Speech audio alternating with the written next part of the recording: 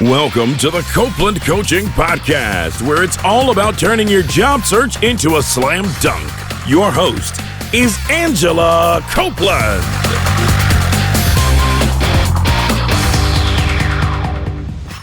Welcome to the Copeland Coaching Podcast. I'm your host, Angela Copeland. On the phone with me today, I have Dr. Lynn Marie Morski in San Diego, California. Lynn Marie has studied medicine, law, and multimedia design, and is a quitting evangelist at her company, Quitting by Design. Lynn Marie is also the author of her book, Quitting by Design. Lynn Marie, thank you for joining me today. Thank you so much for having me. Well, you talk a lot about the difference between quitting and settling. And I think it's a important distinction. And I'm curious, from your perspective, why is it okay to quit but not okay to settle? Well, it's okay to quit because settling is wrong. In fact, it's not okay to quit. It's an imperative if you want to live your most aligned life. If you didn't wake up at age 17 knowing exactly what you wanted to do, exactly where you wanted to do it, exactly who you wanted to do it with, what city you were going to do it and how you're going to do it, that you're probably going to make some choices along the way that are not perfect, maybe not exactly in line with you, or just work for a period of time, but don't work forever. And you're going to have to quit. And I don't know anybody who woke up at age 17 knowing all those things. Life is a process of learning about ourselves and evolving. And sometimes we get into situations that may have even started off working for us, but they don't work for us at that period of time. And so staying in them would be settling. And you get one life. I don't think anybody wants to look back on their life and be like, man, I spent most of it settling. So the antidote to settling is quitting. And what I advocate is strategic quitting. I'm not talking about giving up. I'm talking about when you realize something isn't working for you, that you're stuck, that you're settling, and then you take the steps to strategically and successfully quit it and move on to something better. Oh, I like that. I think it really sort of gives us permission to think about this topic in a different way, because quitting is very often perceived so negatively. I think even as children, we're told, like, don't be a quitter. It's one of the first things that we hear. Yes, and that's why I am doing what I'm doing. I just want to destigmatize the thing that we're already doing. Like when the barista in Hollywood finally gets a big break and is going to go do this like TV show and has to quit Starbucks, nobody's like, quitter. Like everybody's like, you made it, right? But that's a quit. And we shouldn't put any more stigma on the other quits that we have to make in life than we would on that. Like in all of the strategic quits I advocate, you're doing the same thing. You realize, in fact, they probably never thought Starbucks was right for them, but it was a part they had to go to on their road to, stardom. And for us, whatever we're in may not be the final thing for us, and we may have to quit it and move on to something better. And there's no reason there should be a stigma about it. What they should have said from day one is like, never give up. But never quit. It's like, for me, there's a big difference between quitting and giving up. And we can talk about that in a minute if you like. But yeah, what they're trying to do is just say, like, have perseverance. But what I'm saying is, like, yeah, when you're persevering and you're banging your head against the wrong wall for for months or years or whatever, like, there's no badge of honor in that. That's actually just a whole lot of wasted time and energy. Quit while you're ahead. That's one of my favorite sayings. Like, quit while you're ahead, meaning like, when you've realized something's not for you, why continue to stay in it? See if it'll get a lot better. Like, suffer. No. Quit and find something that's better. I'm totally with you. Well, so you must have come to this through your own experience, I have to think. How many things have you quit in your career? And also, I understand that you quit your dream job, and I'd like to know, why was that? So how many things have you quit and why your dream job? I would never be able to even like hazard a guess as to how many things I've quit in my career. Like, we're talking just work life, right? I quit multimedia. Well, if you take your career all the way back to college, I quit 3 majors before picking my major finally, which that was all within the first semester. And then I ended up quitting grad school halfway through at the same time that I quit my job in multimedia and decided I wanted to go to medical school. And then did medical school, pre-med, med school, residency, fellowship, got to the end. And that's where this dream job comes up, because the reason I went through 10 years of training and spent $250,000 of student loan money that I still have to pay back is because I thought sports medicine was going to be a dream job. And I got to it and it wasn't. And so I didn't quit my dream job. I quit what I thought was going to be my dream job when I realized it was my nightmare. And that, and so that was a major quit. But the thing is, like I didn't just say, okay, I'm not going to be a doctor. What I did quit was saying, okay, I'm not going to do sports medicine. But what I had to do at that point is make a bunch of small quits. Like, what parts of this sports medicine job that I have now, that I'm now trained for, are causing me the most friction and the most stress? And how can I quit those and find a job that just has the remaining aspects? So, for example, I never wanted to wear a pager again. I never wanted to work nights and weekends again. I didn't want to write prescriptions again. I didn't want to have to see a patient every 20 minutes. I was like, all right, I've quit all those things. What's left? And I had to stick to my guns until I found a job that had just what was left. And that was working at the VA, Veterans Administration, in the compensation and pension department. So I wasn't making anybody better. I was just getting them benefits. So that's why there was no call, no pager, no prescriptions. I came in for my set of hours. I did my little exams. I went home. There was nothing afterward.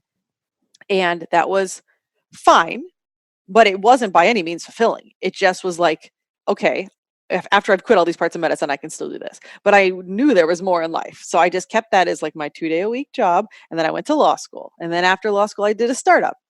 And I quit the startup after a year because that was definitely not for me for a million reasons. And then I thought, okay, I've always wanted to teach. And so I got hired teaching law at my old law school. And I tried that for 2 semesters. And that was less of me quitting and maybe just a combination of like them not asking me back and me not like asking to come back kind of thing, because it was, I also didn't like that. Like, and it's kind of comical. That law school was just unaccredited, I think 3 days ago. So, and which is like part of why I didn't want to go back, and I was just like, this is not a great situation. And so then after that, I worked in politics for a bit, and I've made like a lot of quits, some big, some small. I recently quit that job at the VA after 9 years, which is a huge quit for me. But yeah, like, so there are big quits, but then there are like smaller quits within. Because when you have a job that you don't love, what you should do is try to figure out, well, what's the part about it you don't love the most?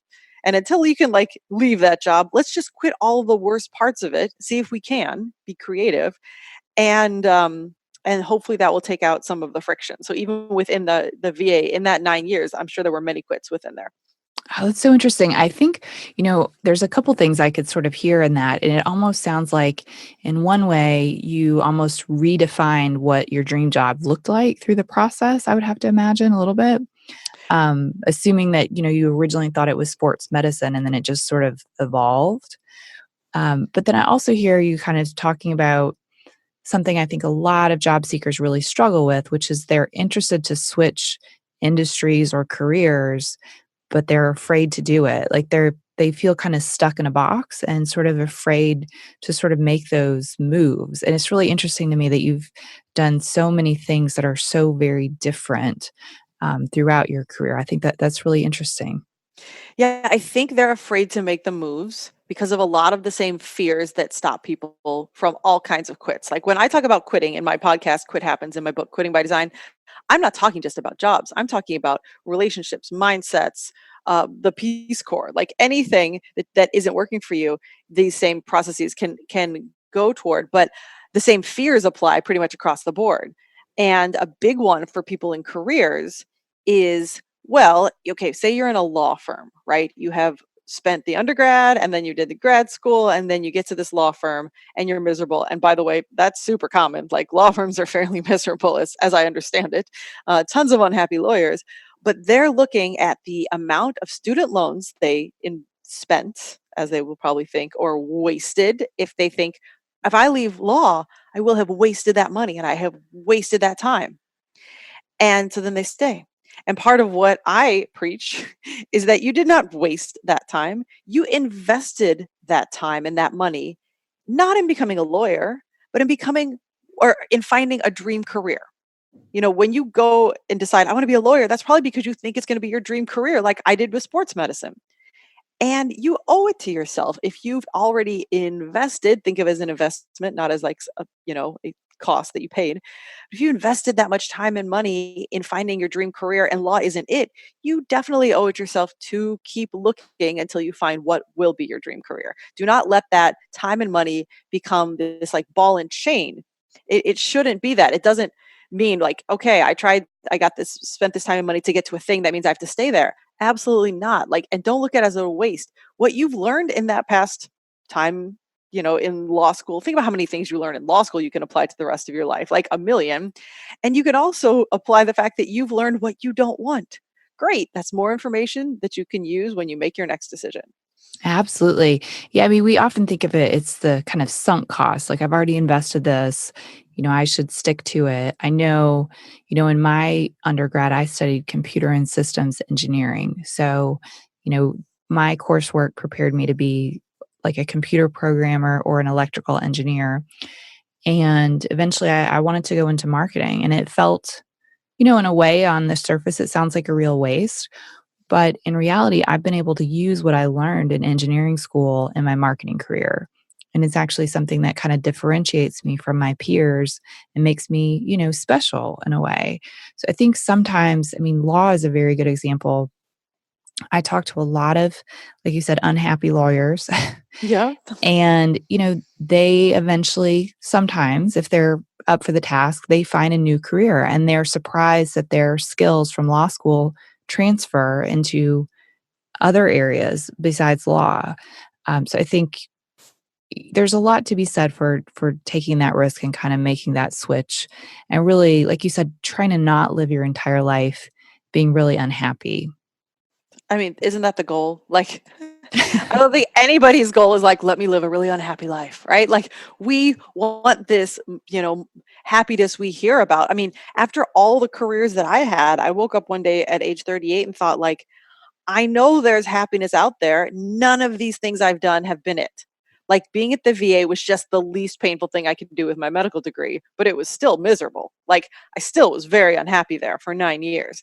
And like the law thing, I did law for fun. The other jobs I got with it were just also kind of for fun, hoping something would materialize out of it. And I thought, no, I need to be much more intentional about now figuring out what my calling is. And that's how I ended up doing the quitting thing, because I realized that a lot of the things that keep people stuck and keep people settling are things that have like I am allergic to settling. My body does not handle it. Like I can't. It gives me too many symptoms. And so quitting is kind of my superpower. And I thought like it's definitely my calling to pass that along to other people, because you're right. Why do we want a society full of people that are unhappy? We don't. And so if I can, like you said, give a little bit of permission to like hey, quitting isn't bad. Quitting is kind of necessary. Look at all the great quitters. Like Bill Gates quit Harvard. Mark Zuckerberg quit Harvard. Michael Jordan quit the NBA and then came back and won 3 more championships. Like there's plenty of quitters who win. Stop focusing on these old school memes you heard when you were 3, and like let's redefine what it means to be a quitter into what it really is, which means like you evolve and you've realized what's good for you and what's not, and you're willing to take action. Yeah, absolutely. Well, so you mentioned that you are allergic to staying in a bad situation, and it gives you symptoms.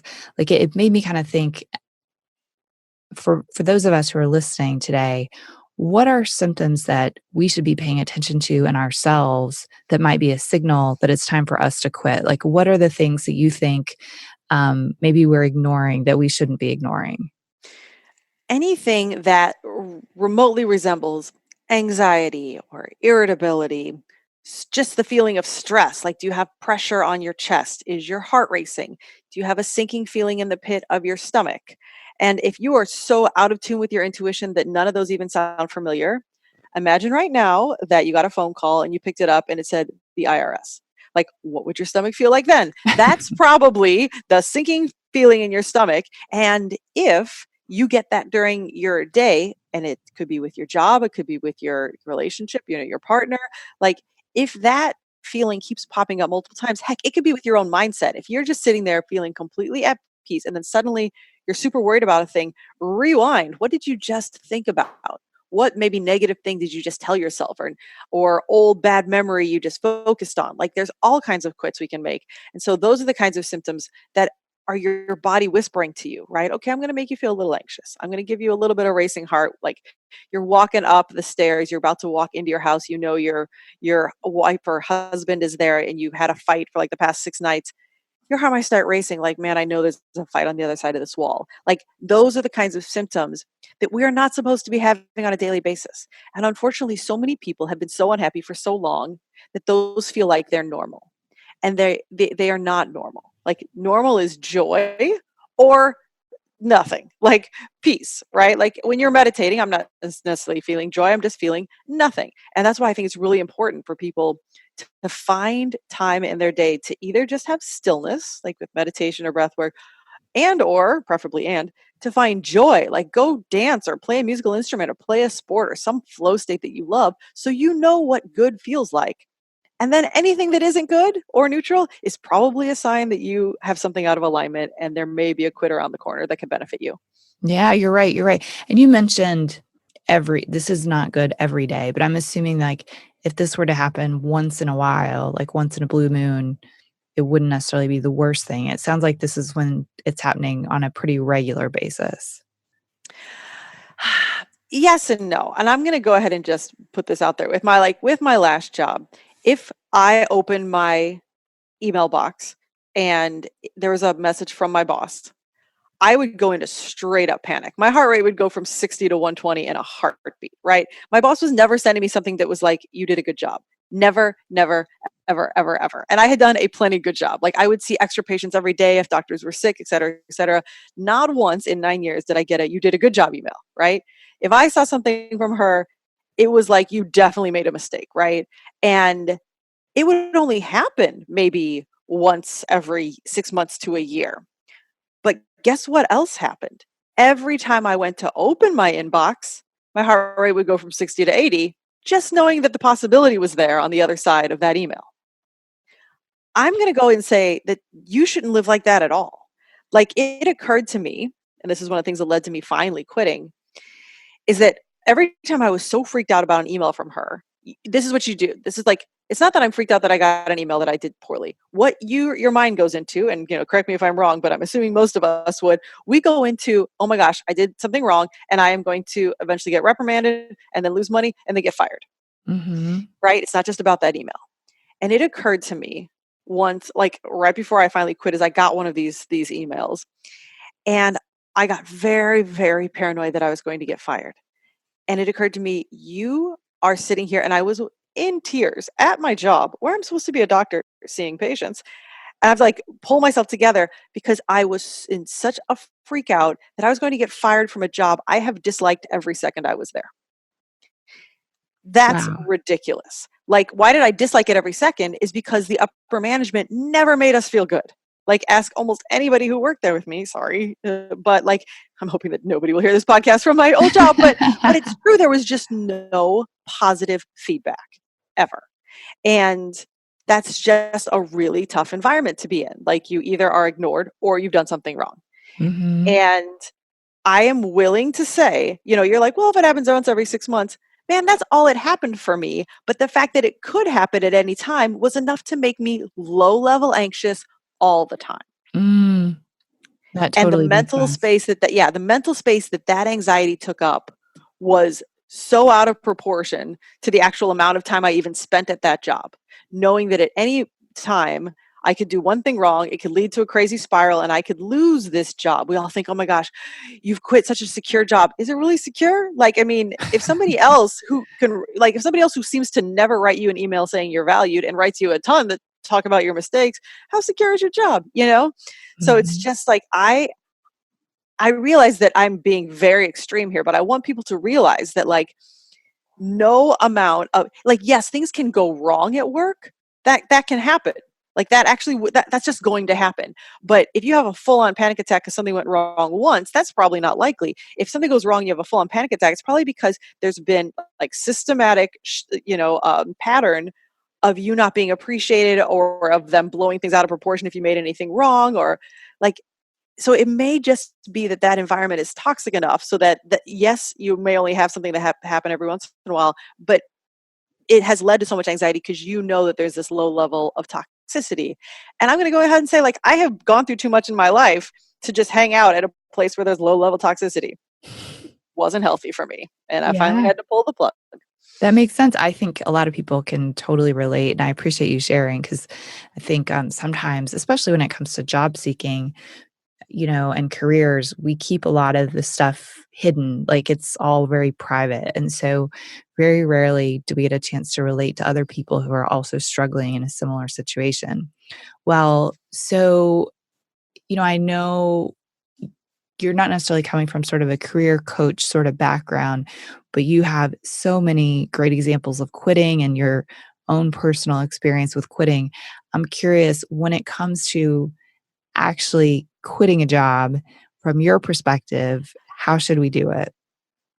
You should go with the old school. It's not you, it's me. We talk about that in relationships, right? It's like a comical cliche punchline, but it is 100% how you should do this job quit. Like I just told you the actual like reasons behind me quit. And by the way, that was not all of it. Like actual patient care was a big chunk of what I no longer wanted to do and a lot of what was making me anxious because the patients could be very volatile.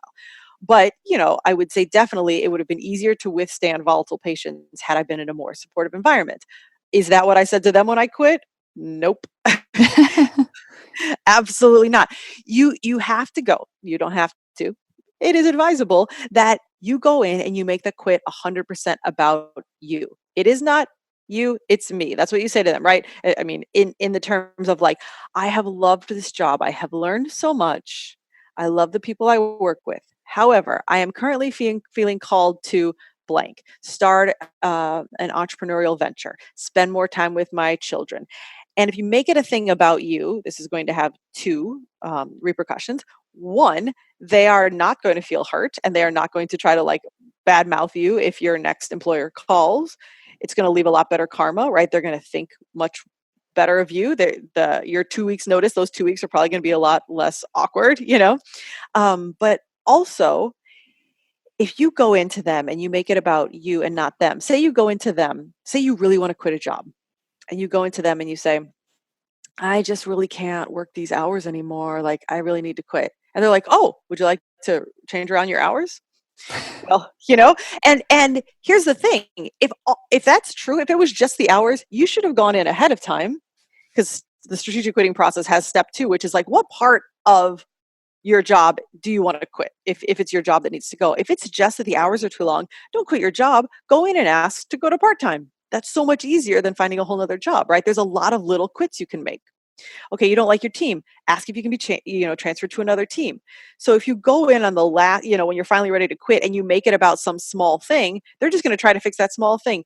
By the way, comically, I went into my boss and I said, I worked for the Department of Defense and you had to re-credential security credentials every so many years.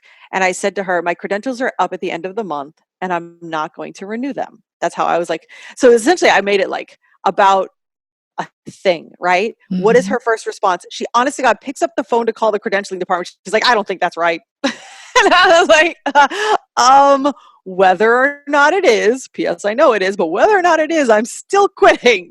But like they will sometimes grasp because they don't want you to go. They don't want to have to find another person, right? So they're gonna grasp it like, can we fix the little thing that's wrong? Like I've had this happen multiple times. Like, oh, we'll just let you work from home for a day. And if the only thing causing you problems is the commute, great, you won. But if you really wanted to get out of there, then you just then now this conversation has gotten awkward. Like even if you let me commute, I'm still kind of out of here. Like just go to them, make it about you and your desires, and then if say you try another thing and you really financially maybe, or just because you liked it better, you want to go back to that job, the door is much more likely to be open if you didn't burn your bridges, didn't say anything bad about them, made it all about you. And then they'll probably be like, oh, sure, you tried the thing or you spent the time with your family, you're ready to come back. That door is much more likely to be open. Mhm. Well, so I think I totally agree with you 100%. And the other thing I was going to ask about was the idea of an exit interview. Now, a lot of times when we quit, especially if we're at a big corporation, HR gives us the opportunity to do an exit interview. So basically, they ask us questions about our experience. And really often, job seekers will come to me as they're quitting their past job and they'll say, look, it's my opportunity. I get to go into HR and tell them what I really think. And I advise them to do what you just said, which is, be positive. Don't go there. Because this is the thing. Like, after you walk out the door, they're not going to like suddenly change the whole organization. Like, you're not going to point at your boss and say, this person's really toxic. And then you leave and they say, oh God, we didn't even realize. Like, they probably already know and they just don't care. Like, I think you've got to realize the only thing that you can do by being really ugly in an exit interview is hurt yourself. And like you said, burn your bridges. Yeah. And if you're going to say anything at all, I would say try to flip it around as much as possible. For example, you can either say, like, I never got any great feedback, or you can say, it would be nice to have gotten a little bit more feedback in the positive. And Mhm. it has a different energy behind it. And I think that's if you really by the way, if you're getting out any of your frustrations, that's just your ego. And you can just go and like yell to an imaginary person in your backyard, and that would serve you better than like yelling at your actual boss, right? Like, get it out, get those emotions out, but like, do not do it at the person, right? But here's if you really, maybe you a lot of people that are still left in the company. Like, I felt bad, like when I was leaving, I know I was leaving all my coworkers with the same kind of boss, right? But anyway, if you feel some obligation to try to make their situation better, then I would say it gently like that. Like, I just told you, man, if I got an email, it was definitely going to be something bad. What I could say in my exit interview is, well, we definitely were told when things were wrong, but we didn't ever get to, we were really never told when things went well. And so it created a little bit of an atmosphere of anxiety. And it would be morale boosting, I think, if we heard more of the good things. That Mhm. doesn't seem complainy, like, if imagine they then go to my boss later and said, oh, she thought it would be beneficial if you heard good things every once in a while. Like, are they really going to be that mad about it? Like, I mean, they can what they can, but it doesn't have that much of a negative connotation. It's just kind of true, but not vindictive. And it does have a tone of, I'm trying to improve your company culture. And like, again, hopefully, and this is what universe, karma, etc., like, if people are going to take things out on you, and that, like, they're going to take it out on you to your new employer who's calling, and you've had an interview with that employer, and they like see you, and they see your heart, and they see your passion and your skills, and they talk to somebody who's like clearly being kind of vindictive on the phone. If they don't hire you because of that, they're probably not your company anyway. Mhm. Totally. 100%. I mean, I really think, and the other thing to all of this is that you're really focusing on your future as opposed to focusing on like the bad things that have happened in the past. It's focusing on what you want and where you're going and not, just not getting too stuck in all that bad stuff that you've been experiencing. Well, so I'm curious, just kind of based on your experience, as you've quit and as you've probably worked with other people who've quit, how much notice do you recommend that we give as we're quitting our jobs? This comes from a few different perspectives. First off, I'm going to put the asterisk here, which is, if your health is suffering, get out now. Like, as little notice as you can possibly give. If you are like super anxious and you're anything near suicidal, my God, get out now, now, now, right? We know suicide is a big problem these days, especially in my industry, physicians. It's very sad. Um, if you're in a job that 2 weeks notice is the norm, great, give 2 weeks notice as long as your health is doing okay. If not, if you can't even give 2 weeks notice, like, please have a definite discussion, with whoever you need to about why that's happening. And again, same thing. Like, if you're saying my health is really, really, really suffering, and they're like, we're going to badmouth you to everybody, that is just a toxic situation you just don't need to worry about, right? Like, karmically, if somebody comes to them later and they badmouth you because you wanted to save your own life, this is all people you don't need to be dealing with, right? But Mhm. if you can, if 2 weeks is the norm in your industry, great. Like, for me, I knew that I had patients scheduled for a month. So Mm. heck yes, I was going to stay that entire month. Like, I know that was the norm. In fact, usually 60 days is how long we had them, but I just looked and I only had 30 days worth scheduled. So I said, I'll work all the patients you've already scheduled me, because you don't want to leave people in a lurch. And if you can wait to quit until, like, maybe you got a project that's underway, if you can wait until that project's done so you don't leave your whole team high and dry, that's preferable. It all depends on your level of discomfort. You have to kind of weigh the level of discomfort versus like what your current obligations are to a team, and can you like finish those, kind of tie those up, as well as how long does it take to find a replacement, and how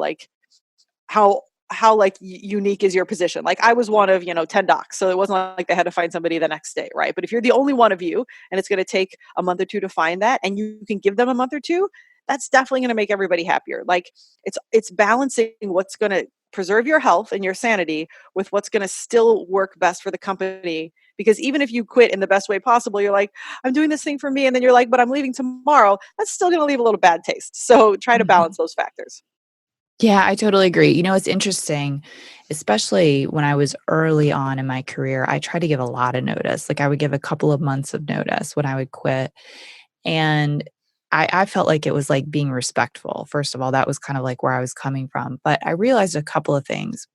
The first thing was the organization that I quit, they didn't ever actually try to transition my work until I got about 2 weeks before my actual quit date. so so Yes. what I I hear realized that's was common. even though I gave 2 months, they really only used 2 weeks. That was the first thing I realized. The other thing I realized was that even for people who are C-level executives, chief whatever, chief marketing officer, whatever it is, they only typically give in corporate anyway, they only typically give 2 weeks notice themselves because they found another job and they're ready to move on.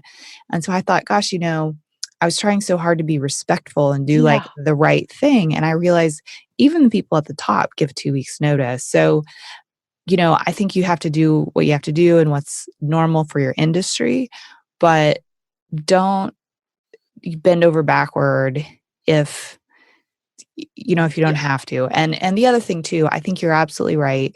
If it's a situation that's unhealthy in some way, maybe even you feel scared at work, you're around people who are aggressive, there's other stuff going on, like you don't have to stay at all. I mean, you could leave tomorrow. So, I mean, you have to do what's best for yourself and like you said, best for your health. Yeah, absolutely. And I love your perspective on things. I had a friend of mine, she's a coach as well, and she was telling me that she had given 2 months notice, and just like you, they didn't move a finger until 2 weeks. And that it comes back to like I think you and I had chatted either right before we started or in this podcast about like company loyalty. Like that's almost not a thing anymore, right? Like Mhm. if a layoff comes, they're going to be like, sorry, we might have loved you, but you have to go. And so we do all these things to like be loyal to a company that like, let's be honest, how loyal would they be to us?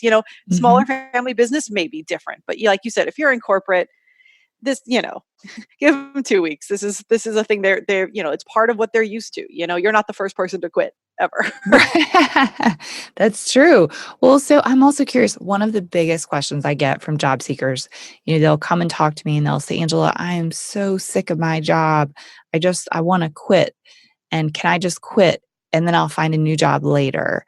And I'm curious from your perspective, how do you feel about quitting a job before we have another job? If you're independently wealthy, go for it. If you're not, then we have some things to weigh in. Uh, I'd say first, ideally, yes, if you are, the sole breadwinner, or like I'm single, I live alone, like I pay all the bills, right? So if that's the situation, yes, ideally you would find the other job first and you'd make this nice transition where there's no big gaps. Is that always possible? No. And very recently I started, I mean, because of my own quit, because I quit the VA without without a backup. And it's a thing I never, ever, ever thought I would do. But I finally realized A, my own health was suffering. And B, after doing so, I realized that the possibilities that appeared to me after I did it were possibilities that would have never, ever, ever occurred to me had I not quit. And I couldn't have seen that until I went through it. But so many things were like, I had a limited view of what was possible for me. And then when my feet were to the fire, like, you've got to come up with something. Then the creative juices started flowing and then the inspiration started coming. And a lot of that would not have happened if I just kept hanging on to this job that I kept, I mean, for 9 years thinking like, I'll find something better in my free time, but I'm going to keep this. No, no, no, no, no. Once I left it, everything opened up. But again, I had to like have a little reserve. I only had a few months of reserve. Thank you, tax return. But that's what I would advise is like if you are in a situation where you're thinking you're going to need to quit, man, make some cutbacks as get a roommate, downsize your car, like whatever you can to get a little runway nest egg built up. Then do it because it may have those benefits to you. But of course, ideally, find another job before you leave. But again, if Mhm. that's not that's the situation I was in. Is like that was not happening fast enough, and I realized it wasn't happening fast enough because I had such a limited view of what jobs were possible. And so if you're in that situation, then, weigh those factors. Like if you can find that other job, great. But if you can't, then just financially prepare yourself for that transition. Mhm, mhm. I like the idea of kind of coming up, like you said, coming up with a nest egg, having a plan. The thing that I share with job seekers very often is that you don't even think about it, right, at the time that you're quitting. But when that gap does start to appear on your resume, it is a gap that you have to explain. And the issue, I think, becomes that most people can't relate to the idea of quitting. And so if you start to have a gap, I think some people assume it means that you were fired, and Mhm. you start to face questions that kind of put you in an awkward situation in an interview. I mean, I can tell you, even when I quit my job to go to grad school, even now, if I were to have a job interview, people would ask me, now, I noticed that you weren't employed from, 2004 to 2005 or whatever the year was. And like, what happened there? Like, why would you leave FedEx? And it's like, well, I went to grad school. I Mhm. like Right? I planned that out and I quit and I went to grad school. So I think that's the thing you've got to be prepared for. The other thing is it's a risk. Sometimes it takes longer to find a job than we realize, especially if you're in a market like I'm based in Memphis and there are not a ton of corporate jobs here. There's a few, but if you quit without a job, you could find yourself without a job for a very long time. And so I think you really have to make a careful decision when it comes to quitting before you have another job. And I've done it myself, but I think it's a really important decision. Yeah, and you just got to realize two things. It's never been easier to make money without a job. Like you can Uber, you can Lyft. Like, do I want to go Uber drive? Absolutely not. But if it came down to me having to lose my house or me Uber driving, you'd see me in that car in 5 minutes, right? Like, you can make money come out of nowhere in this economy. And do we like one of the people I have in my book? He actually was a CPA who quit to be a Hollywood actor, and he was one of those people who took a job as a barista after being a CPA, right? And he said, "Look, a lot of this process is realizing that like sometimes the journey towards what's best for you has some kind of ego crushing moments, which may be like, I'm no longer a CPA, now I work at Starbucks." But he said, look at my old CPA salary with all the overtime I was doing and what they were taking out for this and that. My hourly salary wasn't that much different from me as a barista. It's Mhm. just the ego. And Mhm. so if it's you eating or not eating versus you Uber driving or working at something that you think is beneath you, not corporate, take the ego hit and keep yourself alive. And the second thing I want to say about that whole job gap thing, and this is where like it's such so like I want to put I've told Angela beforehand, like disclaimer, I've never worked in corporate anything. I went straight from like residency and fellowship to working for the government essentially. But if somebody is going to naysay me because I have a gap in my resume, they are not my people. Like, if they are such an old school 1950s mindset that a gap in their resume is something PS, like, there's now something called a gap year, right? Like, people now take a gap year, and that's a thing that you're supposed to do to, like, go learn about yourself.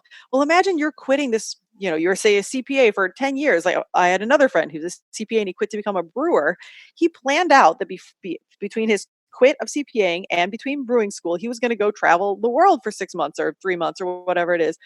Gee, do you know how much he probably learned about the world that he can take into his next job? If anybody thinks that you spending some downtime to raise your child, to go to grad school, to go travel, if that's a reason they don't want to hire you, that's a reason you don't want to work for them. Yeah, I tend to agree. You also pointed out something when you were saying there are some sort of negative moments. When you mentioned like going between these careers, there's some dips. And what I think you're really kind of touching on is identity. And so often, I think what we don't realize until it's happened is that work very often becomes our identity. And I know I quit a corporate job where I was a vice president, and afterward, it was hard. I would say harder than I was expecting. I didn't really think it would be a big deal. But when I would even go to like social functions or whatever, when people would say, "Well, what do you do for a living?" And all of a sudden I didn't have an answer, it became really uncomfortable. Like it really did become uncomfortable. Yeah, I have an entire chapter of my book called Quitting an Identity because it's the hardest thing to do. Absolutely. Yeah. And what I advise that Tim Ferriss has geniusly called diversification of identity is realize you are not just one thing. Like we were not created by whomever, whatever, to be a job, right? Like this is who you are, your job. No, like think about Yo-Yo Ma or somebody who's great at music. Like he's clearly a musician, but what if he never got paid for that? Would that no longer be his identity? That's ridiculous. Like who we are to just think like we are our job. No, no, no, no, no. I am so many more things than whatever job title I happen to currently have at the time. And it just takes kind of that. It takes a lot. I mean, to be good at this takes some inner work because you're right. You're going to have to like deal with fears. You're going to have to deal with some mindsets. You're going to have to deeal with this loss of identity and realize, okay, like for example, I was on a podcast yesterday and honest to God, the guy said to me, well, what's your current title? And I was like, I don't have one. Like, can you register that? Like, it's okay. I am just person. I have many degrees. I will always be a doctor and a lawyer till the day I die. But like, that's not what I'm doing right now. So I'm just me here with some advice about quitting. I finally said like I'm a quitting evangelist because that's what I, say in my intro. But it, like it just takes you realizing you're not just your job. Yes, you're going to come to that point. If you go to if you go to a cocktail party, somebody's like, "What do you do?" and you tell them your interesting life story, you're like, "Well, I was VP of this company and I realized that was not my jam, and now I'm figuring it out." Okay. Like, they know what you did, they know where you are. Or heck, just throw them for a loop and be like, "Oh, I really enjoy dancing." Like give them because like, I mean, I'm just picturing these super corporate gigs where everybody just, you are your job. Hey, how about you be the person who breaks that? Because a bunch of people probably don't want to be their job and they're stuck because of that identity. Like if we could just start this, little by little trickle of where you can be things that aren't your job. You probably are. You could be like a nice person or a great chef or a loving father. There's a million. Barack Obama's Twitter has his identity on it as like dad, husband, environmentalist, president, or something like that. Like Mm, president was last yeah. because you can take away president, you can't take away husband, and you can take away husband, you can't take away dad. Like at the core of everything, you are something else that isn't your job. Mhm, mhm. It's true, and you gotta remember that, but I think you really have to think that through before you quit, because otherwise it can really come on hard. Yeah, absolutely. That's why like I advocate strategic quitting. There are 5 steps. And like step 3 is dealing with those esoteric fears. Like if the fear is what happens to my identity, well, let's work through that before you quit so that first off you can still quit. Like it doesn't keep you stuck from quitting, but so that you don't have this panic and like, "Oh, now I wish I hadn't quit." Like no, you've already prepared for this moment. You've got a great answer that comes into it. You can laugh about it. Like I mean like I did yesterday when they're like, "What's your," like literally the guy says, "What's your profession?" I was like, "Ah." I was like, "Do you mean what do I do or what do I want to talk about?" And he's like, "Well, I guess the actual word is what do you profess?" And I'm like, "There we go." I was like, "I profess many things that I don't get paid for." And so then we all got a good laugh out of it. Aw. Well, so one thing that we've kinda talked about a little bit as we've gone along is negative feedback, and I can tell you for sure when I quit my job to go to business school, a lot of people in my life were really kind of upset and unhappy with this idea that I would be quitting, like, a really great job that had healthcare to move across the country and go to business school, and I even remember quitting when I quit my VP job. One of my friends said, "How could you do this to me? I Your career is the one that I try to emulate." And I thought, "What?" And I think as we quit things, we are gonna get negative feedback, and, like, from parents who maybe stayed at their same job for their whole career and they retired. If we're getting negative feedback, what should we do about it? Ignore it. Like honest to God, 99% of it is coming from the wrong place. And I will explain. So a good friend of mine and coach extraordinaire, Jason Goldberg, he says that when people question your choices like that, they are either projecting or protecting, neither of which is your problem. So, to put it in the terms that you just said, your parents see you leaving this great job. They are projecting their own risk aversion on you. And that's came from that Cold War, Depression era, whatever, World War II mentality that all of our, in our generation, all of our parents had mostly unless they became really good at the hippie movement, but often that they went back to their old thoughts.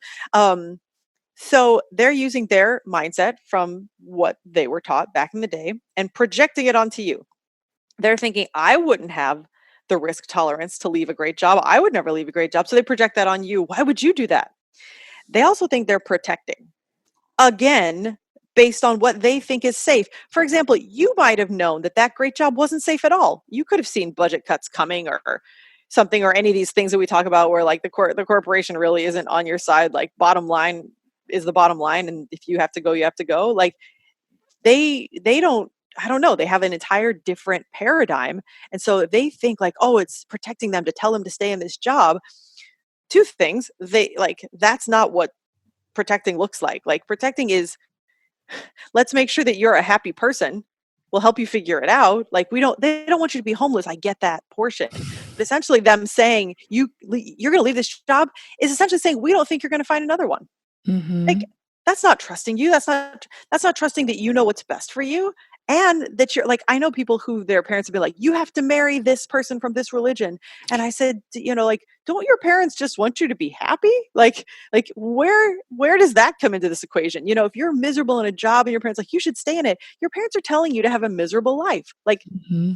I don't get why parents would say that. So there's got to be either the projection or protection. And again, neither of them are in your shoes, experiencing the pain you're experiencing day in, day out, being in that job.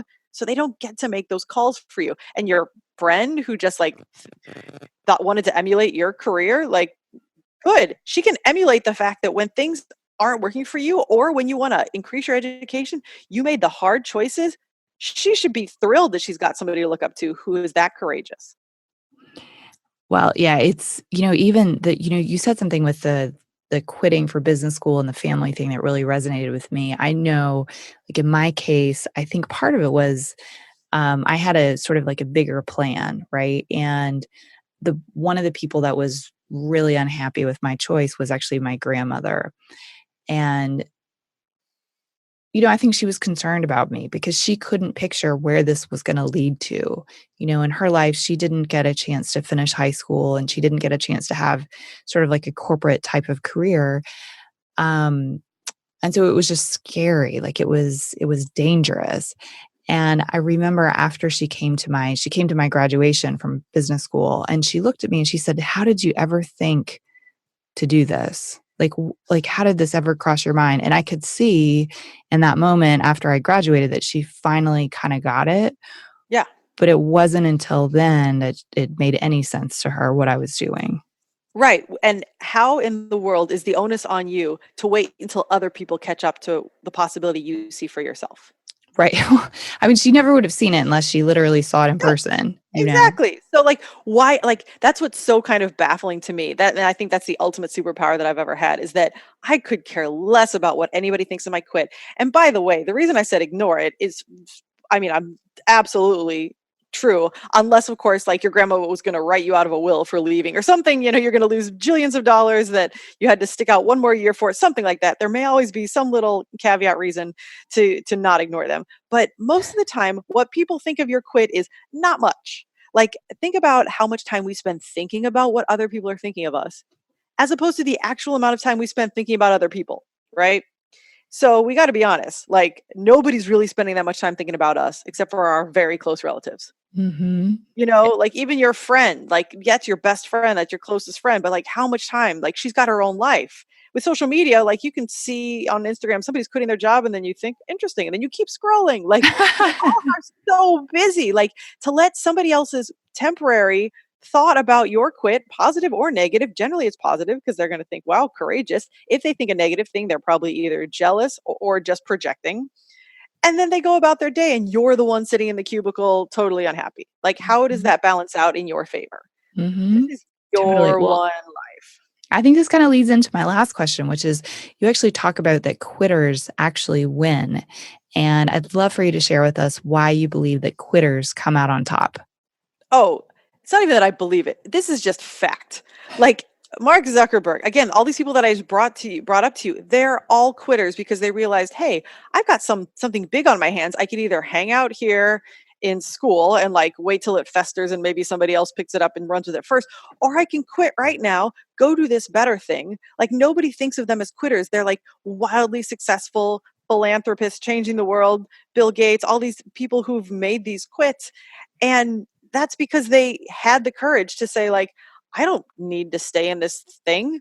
And they're like, they had changed and evolved. Like at one point, school was the best option for them. The second that Facebook or Microsoft became a better option, they went with it. They evolved. They didn't get in this stuck mindset like, oh, I started school, better finish school. Like, yeah, there's something to finishing school, but they could have gone back to finish it later. Like, it's not, there's no evolution if you don't quit. If you wake up, your second day of life and you never ever quit a thing, that probably means you've never evolved. You've just settled. You've taken whatever life has handed you and just like settled, stayed stuck if you felt stuck.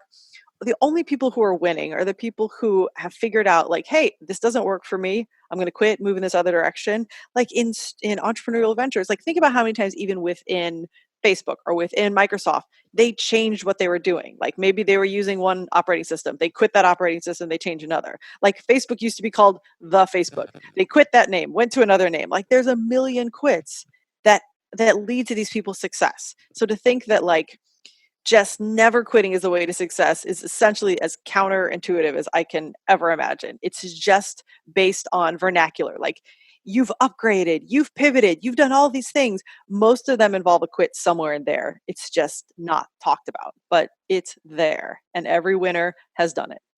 That's exactly right. Well, Lynn Marie, where can we go to learn more about you and your work?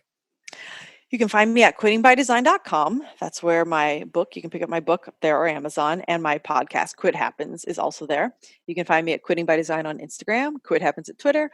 And if you want to join my Facebook group called Quitopia, which is the home on the web for all things strategic quitting, you can go to Facebook and it's called Quitopia. And you just answer one question, which is, does quit happen? And then I'll let you in the group and I'll see you there. Oh, that's awesome. Well, thank you, Lynn Marie. It's been so great to have you on the show today. Thank you so much for having me. This is a pleasure. And thank you for listening. If you've enjoyed the episode today, please don't forget to help me out. Go to Apple Podcasts and subscribe to the show. The more subscribers we have, the easier it is for people to find the show. Thank you for listening to the Copeland Coaching Podcast today with your host, Angela Copeland. Tune in next time to get more great tips on turning your job search into a slam dunk.